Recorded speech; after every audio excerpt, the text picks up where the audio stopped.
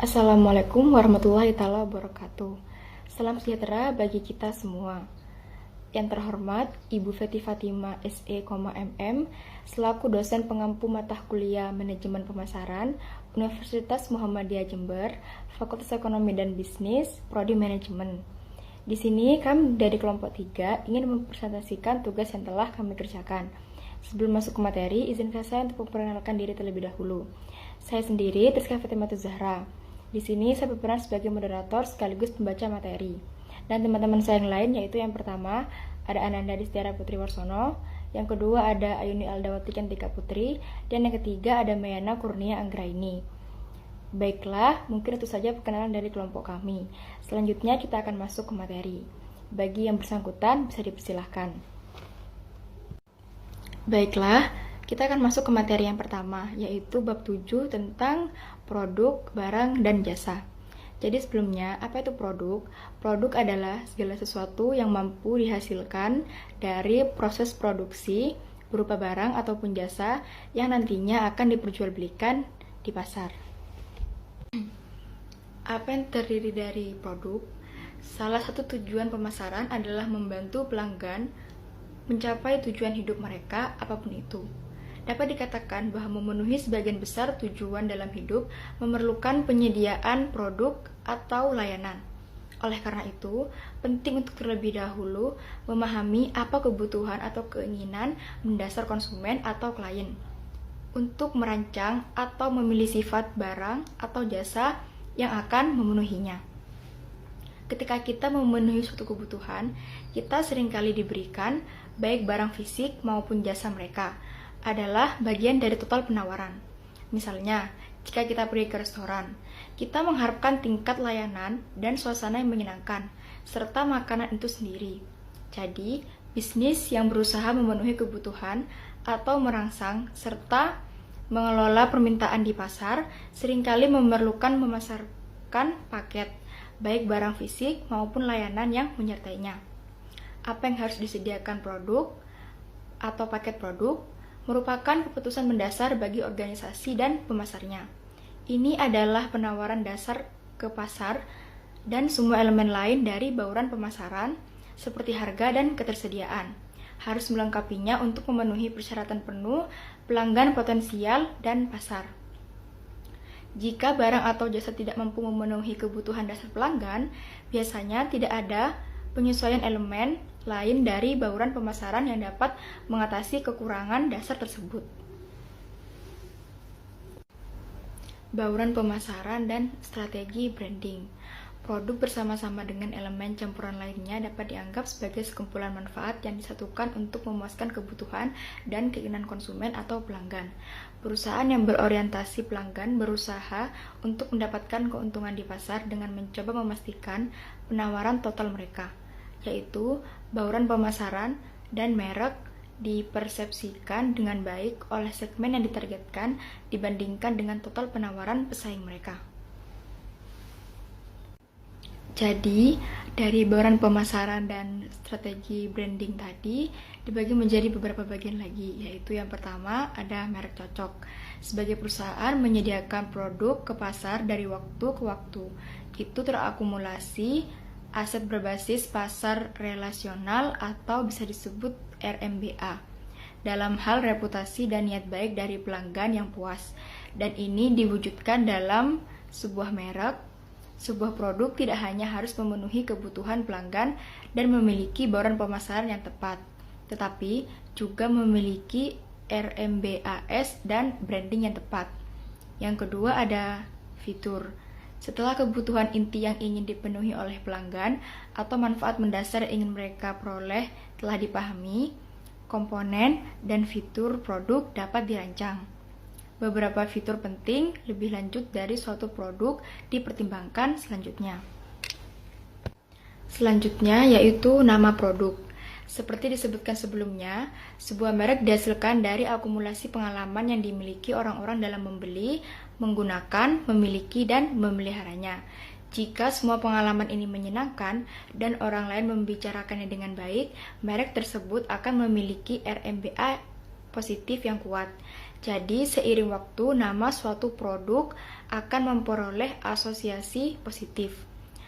Arti asli dari nama itu mungkin tidak relevan dengan ini atau tidak pernah memiliki arti yang dapat ditafsirkan. Namun, saat menamai sesuatu akan sangat membantu jika nama tersebut memenuhi kriteria berikut untuk memenuhinya di pasar. Namun, harus menggambarkan manfaat atau solusi yang diberikannya.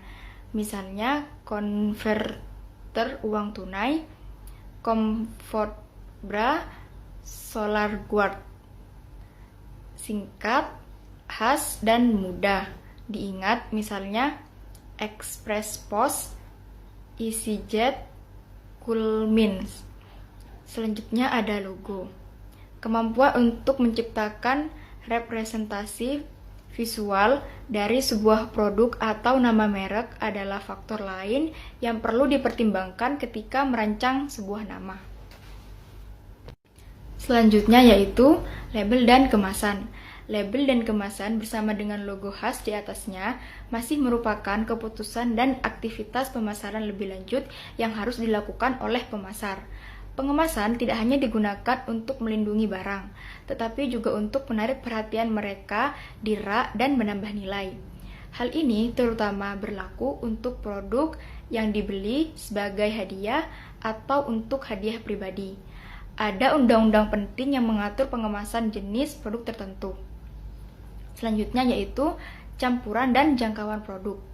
Dimensi lain dari strategi produk adalah bauran produk. Dalam merancang produk tertentu, fitur yang menyertainya dan bauran pemasaran organisasi harus mempertimbangkan apalagi yang mungkin disediakannya di pasar. Harus berhati-hati untuk tidak menawarkan sesuatu yang terlalu mirip dengan apa yang sudah ditawarkannya, agar tidak menanggung biaya pembuatan dan penyediaan dua produk ketika salah satu dianggap cukup oleh pasar. Bauran produk didefinisikan dalam hal luas dan dalam jangkauannya. Yang pertama yaitu luasnya mempromosikan perusahaan sebagai generalis, yaitu salah satu yang berusaha untuk melayani banyak jenis pelanggan dan memberikan solusi untuk berbagai masalah dengan produk yang mungkin memadai tetapi tidak istimewa. Yang kedua, kedalaman memposisikan perusahaan sebagai spesialis, yaitu berfokus pada melayani kebutuhan tertentu, mungkin hanya dalam satu atau beberapa industri. Kategori produk. Beberapa produk dibuat untuk dibeli dan digunakan oleh orang biasa atau rumah tangga, sementara yang lain dibuat untuk digunakan oleh perusahaan. Yang pertama disebut produk konsumer, sedangkan yang terakhir akan disebut produk industri. Beberapa produk dibuat untuk keperluan industri dan konsumen, tetapi tersedia melalui bauran pemasaran yang berbeda, yaitu versi industri dapat dijual dalam jumlah yang lebih besar dan melalui distribusi yang berbeda. Banyak produk konsumen mulai dipasar sebagai produk industri, dengan versi yang lebih baru dan bauran pemasaran dikembangkan untuk digunakan konsumen. Jenis produk lain yang dapat memperoleh manfaat dari pemasaran secara profesional adalah yang pertama, orang-orang, misalnya Lady Gaga. Yang kedua, tempat, misalnya Australia oleh Turisme Australia. Yang ketiga, acara, misalnya Olimpiade. Yang keempat, organisasi, misalnya Dewan Kanker Australia. Mengembangkan dan memasarkan produk baru. Produk baru dibagi menjadi 3 kategori, yaitu yang pertama, inovasi terputus-putus. Inovasi terputus-putus dan inovasi produk utama adalah produk dengan serangkaian atribut yang benar-benar baru. Inovasi semacam itu biasanya memunculkan kategori produk baru. Yang kedua, ada inovasi berkelanjutan. Inovasi kecil yang terdiri dari perubahan skala kecil pada produk yang sudah ada dikenal sebagai inovasi berkelanjutan.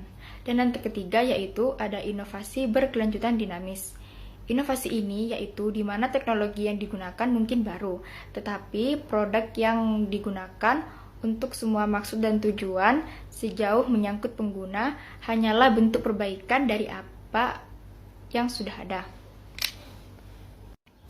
Memperoleh produk baru. Perusahaan tidak selalu menghasilkan produk baru sendiri. Sebuah perusahaan dapat memperoleh produk baru melalui beberapa metode. Pertama, dapat menyalin produk yang telah dikembangkan di tempat lain, misalnya produk baru dari negara atau daerah lain. Untuk beberapa produksi industri, beberapa elemen bahan pemasaran memiliki nilai yang lebih rendah di pasar organisasi daripada di pasar konsumen atau rumah tangga. Misalnya, warna, gaya, logo, dan pelabelan seringkali tidak penting bagi pelanggan organisasi. Sebaliknya, kualitas, keandalan, dan kredibilitas seringkali menjadi pertimbangan yang jauh lebih penting bagi pelanggan organisasi, terutama jika produk memiliki pengaruh signifikan terhadap operasi pelanggan, seperti sistem komunikasi untuk kepolisian atau layanan periklanan untuk organisasi pemasaran. Dalam pemasaran bisnis ke bisnis, pengembangan produk baru seringkali melibatkan kerjasama atau kolaborasi antara organisasi pemasok dan pelanggan.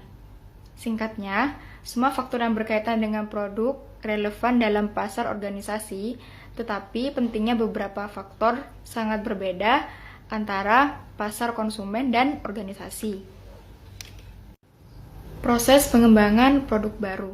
Langkah-langkah yang biasanya diikuti setelah ide untuk produk baru dikumpulkan adalah: yang pertama ada penyaringan ide, yang kedua ada pengembangan dan pengajuan konsep, yang ketiga ada pengembangan strategi pemasaran, yang keempat ada analisa bisnis, yang kelima ada pengembangan produk, yang keenam ada uji pemasaran, dan yang ketujuh ada pengenalan pasar. Baiklah, mungkin itu saja yang dapat saya sampaikan. Kurang lebihnya mohon maaf. Pemateri selanjutnya bisa dipersilahkan. Baiklah, mungkin itu saja yang dapat kelompok kami sampaikan. Jika ada kata-kata atau tindakan yang kurang berkenan dalam penyampaian materi tadi, kami mohon maaf yang sebesar-besarnya. Saya sebagai moderator pamit undur diri. Wassalamualaikum warahmatullahi wabarakatuh. Baik, saya akan melanjutkan materi dari teman saya, yaitu tentang bagaimana toko bersaing. Studi telah menunjukkan pola ini berlaku untuk jaringan supermarket, departemen store, pompa bensin, rantai makanan cepat saji, dan bahkan butik fashion wanita di negara-negara seperti Australia, Amerika Serikat, Inggris, Jepang, dan Cina. Jadi toko saingan bersaing secara langsung satu sama lain, kecuali jika mereka secara fisik terletak berjauhan. Toko dan rantai toko dengan ketersediaan mental dan fisik yang besar dikunjungi oleh lebih banyak pembeli yang membelanjakan sedikit lebih banyak di toko tersebut daripada di toko lain dengan lebih sedikit ketersediaan mental dan fisik. Jadi dapat kita simpulkan bahwa melihat bahwa lokasi rantai toko dan jumlah lokasi rantai memiliki pengaruh besar pada beberapa pembeli yang ditarik oleh toko, seberapa setia mereka, dan toko lain mana yang akan bersaing paling ketat. Tidak mengherankan bahwa beberapa pengajar berbicara tentang 3 hal penting dari pengejaran, yaitu lokasi, lokasi, dan lokasi. Selanjutnya, hukum empiris berbelanja. Pada bagian ini yaitu menyajikan 9 pola empiris seperti hukum mengenai perilaku berbelanja yang telah diamati di supermarket, apotek, toko serba ada, toko perangkat keras, dan toko anggur di seluruh dunia. Dalam menjelaskan hukum empiris ini dan implikasinya, kami berfokus pada toko kelontong, tetapi hukum tersebut dapat diterapkan pada berbagai jenis toko. Mereka menyangkut tujuan pembelian, ketersediaan mental dan fisik, waktu terbatas, banyak perjalanan singkat, pembelian selektif, item teralis, warna dan simbol spesial, dan jalur yang ditetapkan. Selanjutnya, pola hukum empiris berbelanja. Yang pertama, tujuan pembelian. Hukum empiris pertama adalah pembelian pergi ke toko karena toko memiliki sesuatu yang ingin mereka beli. Implikasi, pembelian terkadang menikmati aspek belanja, tetapi mereka berbelanja terutama pada mereka harus mendapatkan barang yang mereka inginkan. Implikasi lain dari undang-undang ini adalah bahwa sumber utama ketidakpuasan pembelanjaan adalah tidak dapat menemukan produk yang ingin mereka beli, kehabisan stok, atau memiliki jangkauan kecil, sering mengurangi bisnis yang berulang. Yang kedua, ketersediaan mental dan fisik. Dalam memilih toko terdekat untuk berbelanja, pembeli menggunakan ingatan mereka secara substansial. Pergi kemana mereka ingat, mereka bisa mendapatkan sesuatu. Di mana mereka ingat bagaimana menuju ke sana, dan di mana mereka bisa parkir. Jadi, pengejar perlu menempatkan toko di dekat pelanggan dan arus lalu lintas pelanggan. Lokasi penting ini adalah salah sesuatu yang pengecer melakukan banyak penelitian dan cenderung sangat baik. Yang ketiga, waktu terbatas. Hukum empiris ketiga adalah pembelian hanya menghabiskan waktu tertentu di toko. Ketika perjalanan berbelanja lebih lambat dari yang diharapkan, pembeli membatasi pengeluaran mereka agar tidak pergi jauh dari waktu ke waktu. Dapat dimengerti, mereka memiliki hal-hal yang perlu mereka lakukan hari itu. Ketika perjalanan lebih mudah dan lebih cepat, pembeli cenderung membeli lebih banyak. Yang keempat, banyak perjalanan singkat. Perjalanan belanja yang paling umum, sekitar 15% dari mereka adalah untuk membeli satu barang, bahkan di supermarket. Faktanya, setengah dari semua perjalanan menghasilkan 5 atau lebih sedikit barang yang dibeli. Implikasi, pengecer perlu menyediakan perjalanan belanja cepat ini dengan membuatnya sangat nyaman bagi pembeli untuk menemukan beberapa barang yang mereka cari. Implikasi besar dari undang-undang ini adalah bahwa toko harus sangat berhati-hati dan mencoba memindahkan lokasi barang. Kategori produk harus sejelas mungkin dan toko harus penuh dengan alat bantu navigasi yang berguna. Yang kelima, pembelian selektif. Implikasi pembelian jelas sangat selektif dan sangat setia, membeli barang yang mana berulang kali tanpa banyak mencari variasi, mengingat supermarket biasanya menyediakan antara 30.000 dan 50.000 item. Setiap perjalanan belanja melibatkan mencari jarum di tumpukan jerami. Kekacauan dan banyak pilihan toko adalah salah satu alasan mengapa konsumen mengadopsi loyalitas heuristik kecepatan berbelanja dan mengurangi usaha kognitif. Karena kesetiaan mereka, pembeli biasanya tahu di mana menemukan apa yang mereka cari. Yang keenam yaitu item terlaris. Hukum empiris keenam adalah bahwa sementara supermarket biasa menjual 30.000 hingga 50.000 item, 1.000 item terlaris akan menghasilkan sekitar setengah dari penjualan supermarket. Efek konsentrasi dalam popularitas barang memberi toko beberapa kemampuan untuk membantu pembeli membeli dengan cepat, dengan memastikan bahwa barang yang benar-benar laris berada di jalur yang diambil oleh sebagian besar pembeli dan sangat mudah dilihat. Retail yang sukses adalah membuat barang-barang populer sangat mudah dilihat dan dibeli oleh banyak orang. Bersama-sama peningkatan ini akan menghasilkan lebih banyak penjualan. Yang ketujuh, warna dan simbol. Hukum empiris ketujuh adalah pembeli sangat sedikit membaca di toko. Sebaliknya, mereka bereaksi terhadap warna dan simbol. Pengecer cerdas menggunakan warna dan simbol untuk membuat tata letak toko lebih mudah dipahami dan lebih mudah bagi pembeli untuk dapat memahami berbagai macam produk barang perdagangan. Yang kedelapan, spesial. Hukum empiris kedelapan adalah bahwa pembeli telah dilatih untuk membeli spesial. Implikasi pembeli suka menghemat uang, waktu, dan upaya mental saat berbelanja. Spesial terutama ketika ditandai dengan jelas memungkinkan pembeli untuk menyimpan ketiganya. Yang kesembilan, jalur yang ditetapkan. Hukum empiris kesembilan adalah bahwa pembeli mengikuti jalur ruang terbuka dan kasir adalah magnet mereka mempercepat ke arah itu. Implikasi, karena sulit untuk membuat konsumen mengubah jalan mereka, lebih baik meletakkan produk di tempat mereka pergi dan membuat produk mudah dilihat. Selanjutnya, masa depan retail. Retail terus berubah dan perubahan ini menciptakan banyak peluang pemasaran. Dalam beberapa efek tidak sempurna. Harga ditetapkan pada barang atau jasa memiliki efek langsung pada pendapatan penjualan. Pendapatan sama dengan volume kali harga, dan karena itu laba atau rugi perusahaan. Laba sama dengan pendapatan kurangi biaya. Harga adalah satu-satunya elemen baruan pemasaran yang memiliki efek langsung pada laba. Dalam ekonomi pasar kompetitif modern di mana orang memiliki daya beli yang bebas dan dapat memilih di antara rentang barang yang semakin luas dari produsen yang bersaing, variabel seperti harga menjadi sangat penting. Hari-hari ini pasar yang canggih dan persaingan tidak sempurna adalah normal. Beberapa dari penjual ini sangat besar dan memiliki lini produk yang beragam, pangsa pasar yang tinggi, banyak merek, dan kekuatan pasar yang besar, terutama di atas harga, yang berarti mereka mampu menahan tekanan untuk meneruskan harga. Perusahaan terbuka yang bermaksud menawarkan produk baru menghadapi tugas yang lebih kompleks di mana mereka harus yang pertama menetapkan struktur harga awal untuk produk baru mempertimbangkan. Yang kedua, bagaimana bereaksi terhadap harga yang kompetitif. Yang ketiga, pertimbangan margin saluran distribusi, perputaran stok, dan persaingan antar saluran. Yang keempat, perkiraan sensitivitas pengecer dan pengecer terhadap harga dan margin. Yang kelima, memperkirakan sensitivitas relatif terhadap harga penawaran serupa di segmen yang berbeda atau kategori terkait.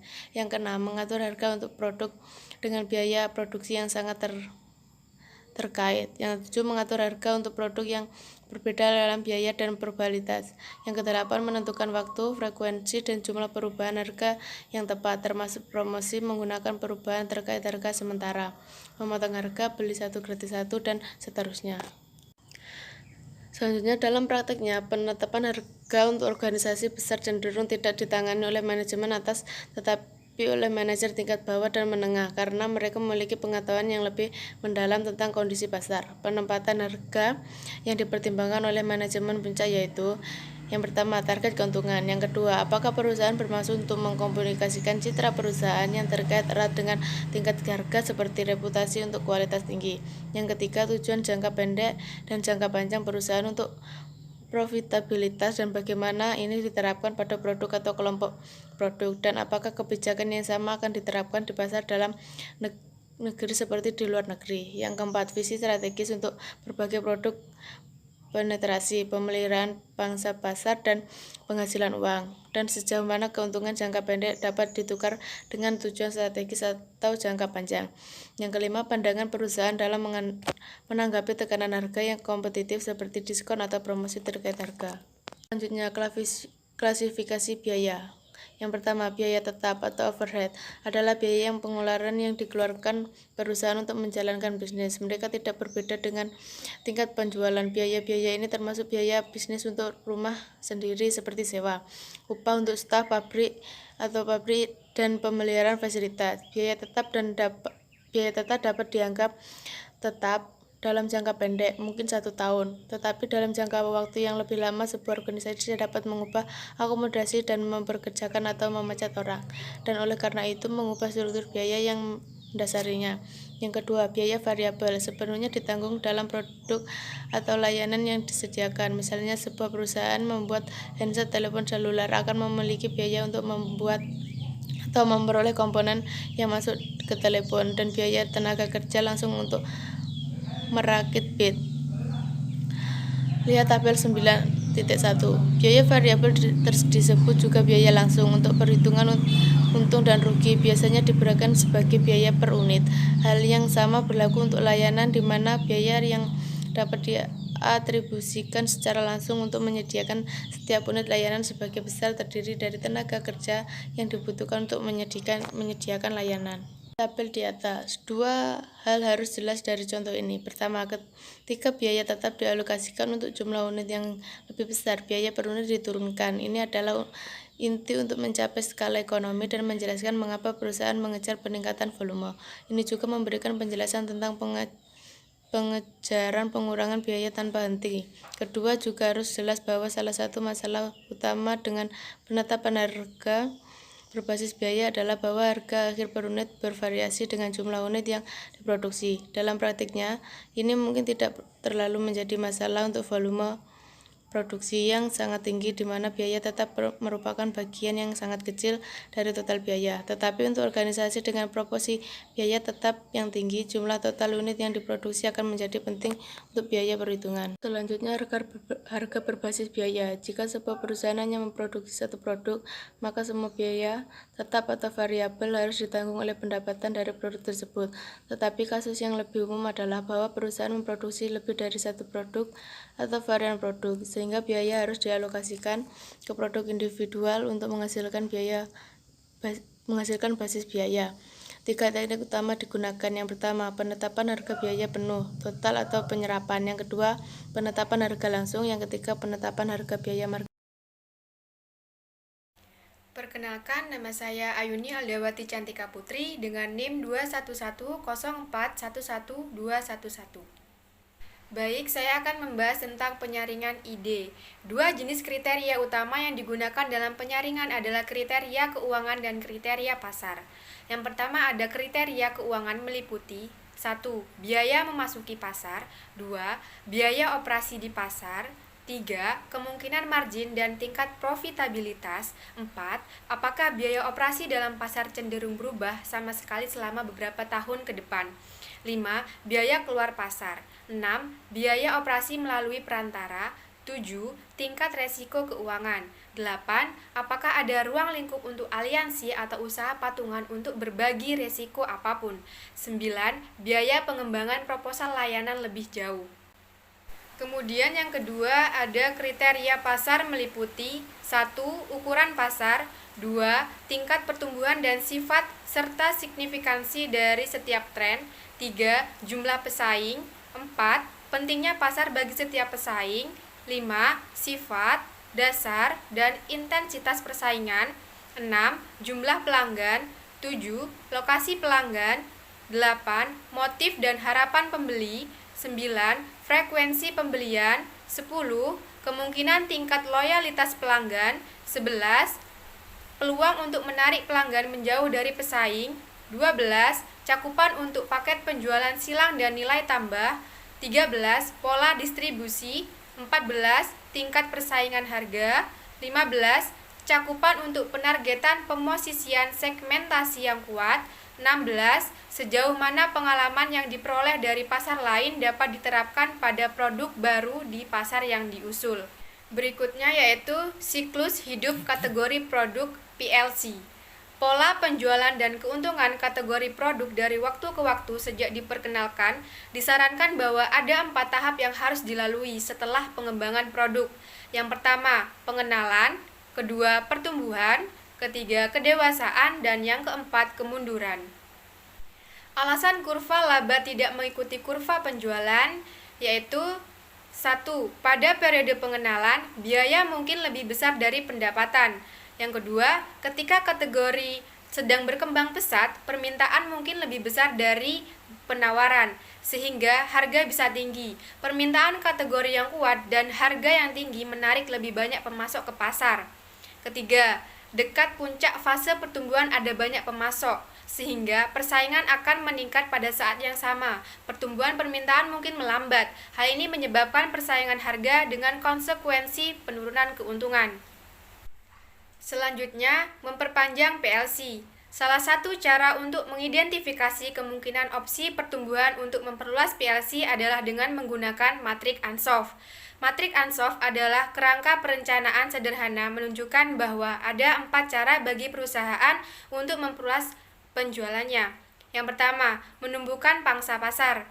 Kedua, memperkenalkan produk baru. Ketiga, pindah ke pasar baru atau mendiversifikasikan kegiatannya. Berikut contoh gambar dari matrik Ansoff. Selanjutnya, dalam kerangka di atas, pasar berarti pelanggan. Untuk perusahaan yang ingin meningkatkan volume penjualannya, ada 4 opsi yang dapat dilakukan.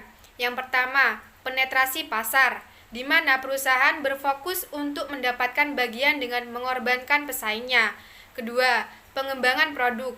Ide penting di sini bahwa perusahaan memeriksa apa pelanggan mereka saat ini butuhkan dan beli dari perusahaan lain. Perusahaan bertujuan untuk berdagang berdasarkan fakta bahwa itu diketahui oleh pelanggan dan memiliki banyak infrastruktur, R&D dan pengetahuan untuk melakukan bisnis dengan mereka. Ketiga, perluasan pasar untuk menemukan pelanggan baru sebagai produk atau layanan perusahaan yang sudah ada. Keempat, opsi terakhir tersedia secara teoritis, tetapi biasanya merupakan ide yang buruk. Ketika sebuah perusahaan mencoba untuk menawarkan hal-hal yang baru kepada pelanggan yang tidak biasa dihadapinya, strategi ini beresiko tinggi dan biasanya gagal. Berikutnya, strategi untuk mencapai perluasan PLC. Yang pertama, memodifikasi pasar. Tanggapan umum terhadap tantangan pemasaran produk yang matang adalah mencari segmen pasar baru. Kedua, memodifikasi bauran pemasaran. Perubahan posisi suatu produk dengan memvariasikan bauran pemasarannya dapat digunakan untuk mencapai penetrasi pasar yang lebih besar atau untuk membuka segmen pasar baru. Ketiga, memodifikasi produk. Strategi lebih lanjut bagi pemasar yang mencari pertumbuhan di pasar yang matang adalah dengan mempertimbangkan modifikasi produk. Selanjutnya, layanan pemasaran. Memasarkan jasa pada dasarnya sama dengan memasarkan produk fisik. Untuk keduanya, kita harus memahami kebutuhan pelanggan dan perilaku pembelian, mengidentifikasi segmen, merumuskan bauran pemasaran dengan mempertimbangkan RMBA yang relevan dan kekuatan merek, serta mengelola merek melalui PLC. Suatu jasa dikatakan sebagai suatu perbuatan atau tindakan sehingga 1. Tidak terwujud. Banyak layanan tidak dapat dilihat, dicicipi, atau diuji sebelum dibeli, membuat mempertaruhkan pembelian yang lebih besar daripada produk berwujud yang dapat diperiksa dari dicoba sebelum membeli. 2. Mudah rusak. Layanan seperti pemesanan tempat duduk di pesawat dapat rusak.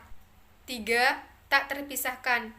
Pelanggan harus pergi ke penyedia untuk mengkonsumsi layanan, karena produksi, distribusi, dan konsumsi terjadi secara bersamaan. 4. Heterogen.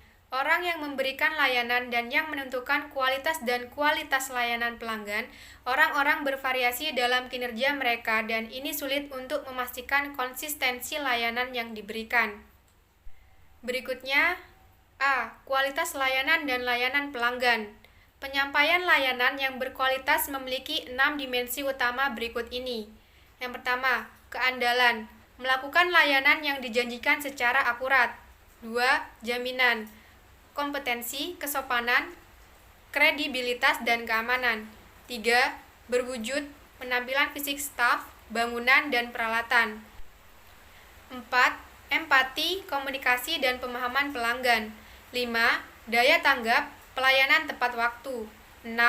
Pemulihan, kemampuan organisasi untuk memperbaiki aspek layanan dan produk mereka yang menyebabkan ketidakpuasan pelanggan.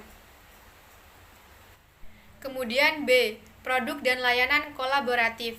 Di dunia sekarang ini, banyak organisasi bertujuan untuk memuaskan pelanggan atau konsumen dengan menciptakan barang dan jasa secara kolaboratif dengan dan melalui organisasi lain. Berikutnya, retail. Efisiensi dan efektivitas sektor retail sangat penting bagi kesejahteraan ekonomi negara manapun. Negara-negara miskin memiliki sektor retail yang terlihat kacau dan tidak efisien yang melakukan pekerjaan yang agak tidak merata dalam menyediakan barang dan jasa bagi konsumen. Miskin infrastruktur seperti jalan raya atau sistem kereta api seringkali menghambat pergerakan barang dari pembuat ke toko. Selanjutnya, jenis pengecer. Pada abad ke-21 ada berbagai macam pengecer, dan penting bagi pemasar untuk mengetahui bagaimana mereka berfungsi. Berikut ini adalah gambaran dari make-up industri retail. A. Toko serba ada, seperti David Jones. Kami menemukan lini produk yang diletakkan di departemen terpisah, seperti pakaian wanita dan pria, perabot rumah tangga, kosmetik, dan sebagainya. B. Supermarket, seperti Woolworths. Ini adalah toko swalayan seperti yang menjual berbagai macam barang konsumsi. Mereka biasanya terletak di strip atau pusat perbelanjaan pinggiran kota atau di taman retail luar kota. C. Gudang diskon atau pembunuh kategori seperti Toys R Us. Toko-toko ini sering menyediakan barang-barang besar seperti furnitur dan barang-barang listrik. D. Toko khusus seperti Sportgear, pakaian, atau Carphone Warehouse ponsel. Ini biasanya ditemukan di kawasan pusat bisnis kota atau situs retail utama di kota. E. Toko serba ada, seperti 7-Eleven secara geografis dan juga dalam hal jangkauan produk yang ditawarkan. Toko-toko ini mengisi kesenjangan antara supermarket dan toko pojok tradisional. F. Gudang khas, seperti Costco. Ini biasanya menawarkan bahan makanan yang lebih murah dan barang tahan lama kepada konsumen atau melayani pedagang dan pengecer kecil. G. Pedagang pasar ini tetap menjadi toko yang signifikan untuk banyak produk bernilai rendah. Meskipun mereka secara umum menurun dalam beberapa tahun terakhir, beberapa jenis pasar seperti pasar petani telah berkembang. H. Pengecer online seperti Amazon tidak memiliki toko fisik yang berinteraksi dengan publik. Namun, sebagian besar retail online sebenarnya diperhitungkan oleh pengecer batu bata dan mortir. Selanjutnya, pertumbuhan rantai. Toko rantai adalah faktor yang sangat kuat dalam retail sehingga layak untuk mempertimbangkan secara lebih mendalam. Misalnya, The Great Atlantic and Pacific Tea Company, lebih dikenal sebagai EMP. Menurut Mark Levinson 2011, bercerita tentang sebuah perusahaan yang membangun konsumen modern ekonomi dengan mengubah industri retail kuno menjadi sistem yang sangat efisien untuk mendistribusikan makanan dengan biaya rendah. Toko saingan bersaing secara langsung satu sama lain, kecuali jika toko mereka terletak berjauhan.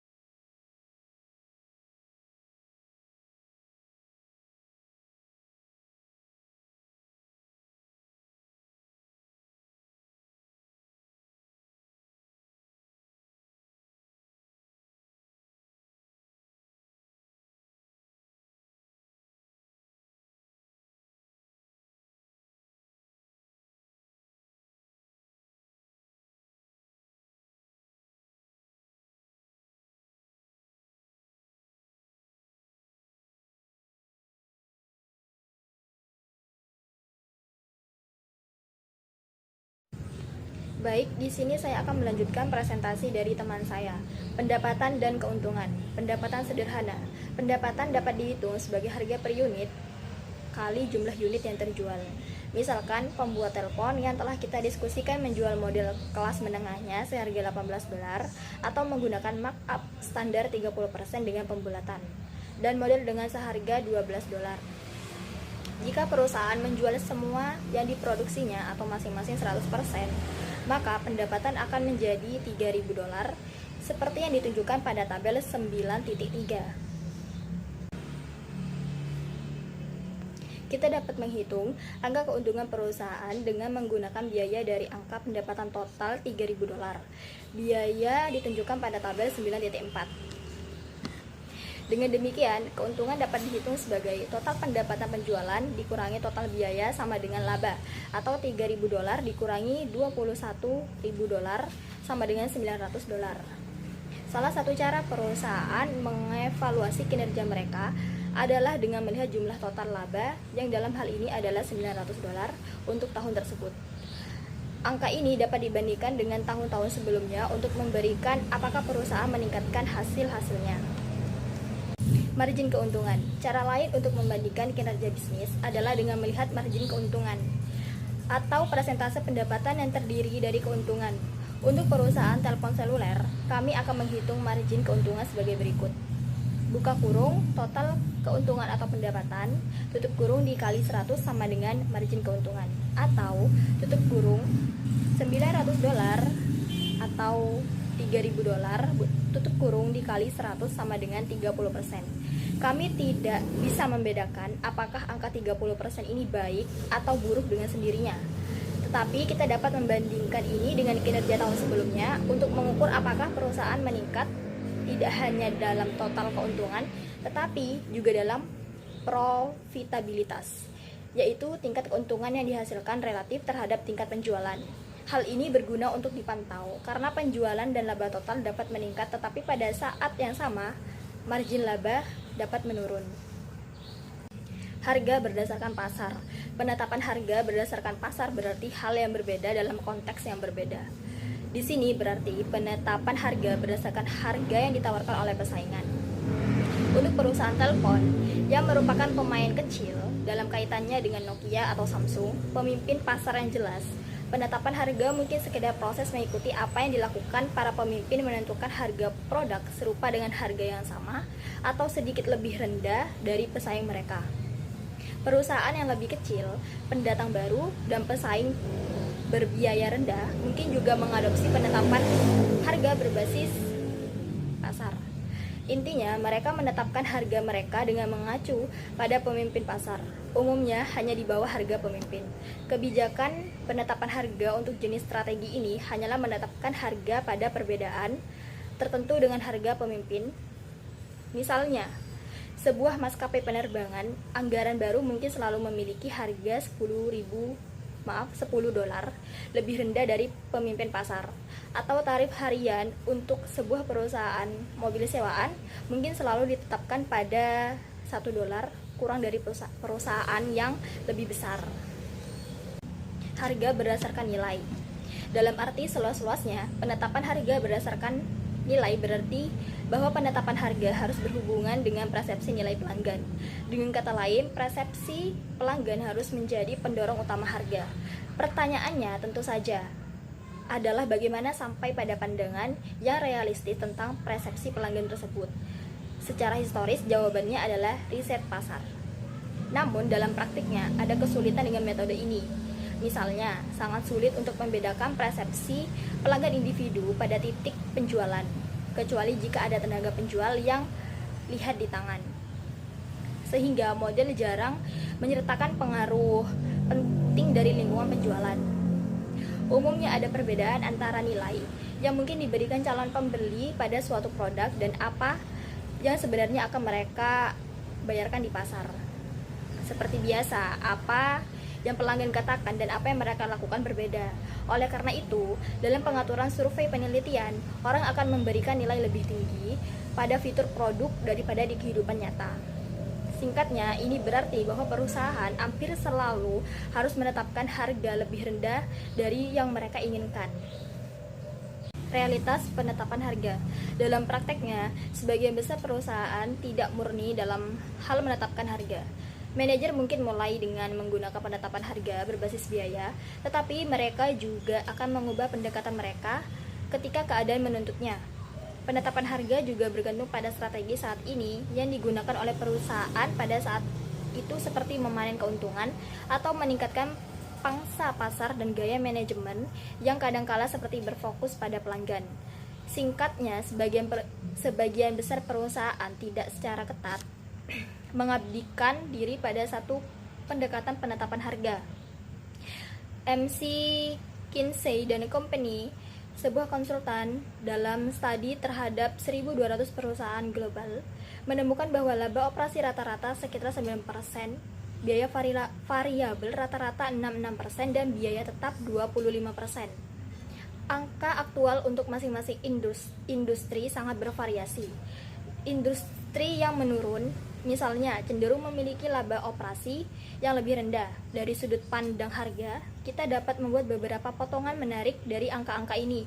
Misalnya, dengan margin keuntungan 9%, menaikkan harga sebesar 1% akan menghasilkan peningkatan laba operasi sebesar 11%, atau 1% per 9% sama dengan 11%. Sama halnya, peningkatan penjualan sebesar 1% akan menghasilkan peningkatan laba sebesar 3,8%, dan penurunan biaya variabel sebesar 1% akan meningkatkan laba sebesar 7,2%.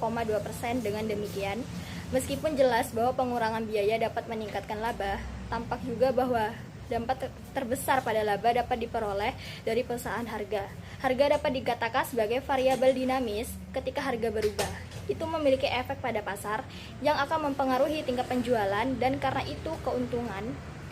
Singkatnya, pemasar harus memiliki gagasan elastisitas. Perubahan harga. Pada umumnya, jika harga suatu barang naik, maka permintaan akan barang tersebut akan turun. Sedangkan jika harga suatu barang turun, maka permintaan akan barang tersebut akan meningkat. Ini adalah hukum penawaran dan permintaan. Pertanyaan kunci dalam mengubah harga adalah berapa banyak permintaan akan berubah sebagai hasilnya. Pertanyaan tentang respon konsumen terhadap perubahan harga ini diukur dengan elastisitas harga, atau kadang-kadang secara formal disebut elastisitas harga permintaan. Elastisitas adalah ukuran kepekaan terhadap harga. Pada akhirnya, kami ingin tahu betapa lebih sedikit unit yang akan kami jual jika menaikkan harga dengan jumlah tertentu. Dengan menyatakan perubahan harga dan volume sebagai persentase, kita dapat membandingkan perubahan harga yang diukur dengan ukuran penurunan permintaan yang dihasilkan. Menggunakan elastisitas sebagai metrik juga memungkinkan perbandingan efek yang mudah berbagai tingkat dan perubahan harga dan di seluruh merek dan kategori. Pengetahuan pemasaran tentang elastisitas harga. Elastisitas dapat dihitung dengan beberapa cara. Yang paling sederhana adalah membagi persentase perubahan kuantitas dengan persentase perubahan harga. Elastisitas sama dengan persentase perubahan jumlah persentase perubahan harga. Jika harga naik 10% dan konsumen merespon dengan mengurangi pembelian sebesar 20%, koefisien elastisitasnya adalah min 2, 10 sama dengan min 2. Hasil elastisitas selalu negatif karena perubahan harga menyebabkan perubahan arah permintaan yang berlawanan. Dalam prakteknya, karena bilangan elastisitas selalu negatif, tanda minus seringkali dituntutkan dan kita mengacu pada elastisitas 2. Penurunan tanda minus sangat relevan ketika mengacu pada besaran elastisitas sebagai lebih besar atau lebih tinggi ketika koefisiennya lebih besar atau ketat. Tentu saja min 1 adalah angka yang lebih tinggi dari min 3, tetapi kami menyebutnya elastisitas min 3 sebagai elastisitas yang lebih besar. Angka elastisitas semakin tinggi elastis permintaan. Ketika elastisitas adalah 1, pendapatan tetap sama baik harga dinaikkan atau diturunkan. Jika elastisitas lebih besar dari 1, perusahaan yang ingin meningkatkan pendapatan atau harga X kuantitas akan lebih baik menurunkan harganya, sedangkan jika elastisitas kurang dari 1. Produk yang sangat adiktif seperti rokok dan kokain dan produk dengan sedikit pengganti yang baik seperti bensin atau sebagai kategori bukan merek bensin umumnya memiliki elastisitas permintaan yang lebih rendah daripada produk dengan banyak pengganti. Jadi produk yang didefinisikan lebih luas memiliki elastisitas yang lebih rendah daripada produk yang didefinisikan secara sempit. Waktu juga berperan dalam respon konsumen dan produsen. Semakin lama waktu penyesuaian, semakin banyak penyesuaian yang akan dilakukan. Pemasaran tentang elastisitas harga. Scriven dan Ehrenberg 2004 melakukan serangkaian tes di mana konsumen dihadapkan pada perubahan harga. Mereka mampu mengidentifikasi 5 faktor yang secara konsisten meningkatkan elastisitas. Ini adalah yang pertama, melewati harga referensi eksplisit mengubah harga merek sehingga menjadi lebih mahal atau lebih murah daripada merek lain, terutama pemimpin merek. Yang kedua, menaikkan harga. Daripada menurunkannya, pelanggan lebih tahan terhadap kenaikan harga. Yang ketiga, mulai dari harga yang mendekati harga kategori rata-rata, menyirat bahwa kisaran harga tengah adalah harga yang paling kompetitif dan merek yang terletak di ekstrem atau baik tinggi atau rendah, tidak terlalu terpengaruh oleh perubahan harga. Yang keempat, menjadi merek pangsa kecil. Pelanggan merek pangsa kecil memiliki banyak pilihan untuk dipilih dan merek kecil dihukum karena keluar dari jalur, tapi juga mendapatkan keuntungan yang relatif lebih banyak ketika harga dipotong. Yang terakhir atau yang kelima adalah menandakan perubahan harga ada baiknya untuk diperhatikan. Itulah sebabnya mengapa penjualan dan promosi terkait harga dipublikasikan secara besar-besaran, dan sebaliknya mengapa undang-undang dirancang untuk menghentikan produsen mencoba menyamarkan kenaikan harga atau mengklaim pemotongan yang tidak asli. Promosi dengan potongan harga sementara. Potongan harga sementara memang meningkatkan volume, seringkali secara dramatis, seperti yang ditemukan Ehrenberg atau Hammond dan Goddard 1994 dalam analisis mereka terhadap lebih dari 100 promosi harga dalam kategori barang kemasan konsumen. Volume dengan cepat kembali ke tingkat pra-promosi normal setelah promosi berakhir. Tabel 9.5 menunjukkan tingkat peningkatan penjualan yang diperlukan untuk merek dengan margin kontribusi 50% pada harga normal untuk mencapai titik impas pada berbagai kombinasi potongan harga dan margin kontribusi. Sangat mudah untuk melihat bahwa potongan harga yang besar membutuhkan peningkatan volume yang besar untuk menghindari kehilangan uang. Bisa dilihat sendiri tabel 9.5. Jadi kesimpulan umum adalah bahwa promosi harga tidak merangsang volume jangka panjang dan seringkali kehilangan uang yang menghasilkan lonjakan jangka pendek dalam penjualan tambahan. Paling-paling promosi sementara dapat dilihat sebagai mekanisme defensif untuk membantu mempertahankan volume melawan pesaing. Namun ada masalah lain, bahwa kegiatan ini menyebabkan pesaing juga menawarkan potongan harga reguler. Ada bukti bahwa dalam kategori produk di mana promosi harga yang sering menjadi norma, pelanggan menjadi terbiasa membeli dengan harga murah dan biasanya dapat menemukan merek yang dapat diterima dan tersedia dengan potongan harga. Dalam kategori-kategori ini, sebanyak setengah dari total volume kategori dapat dijual dengan potongan harga dan hampir setiap orang membeli dengan kesepakatan pada suatu waktu. Bisa dilihat di tabel 9.6.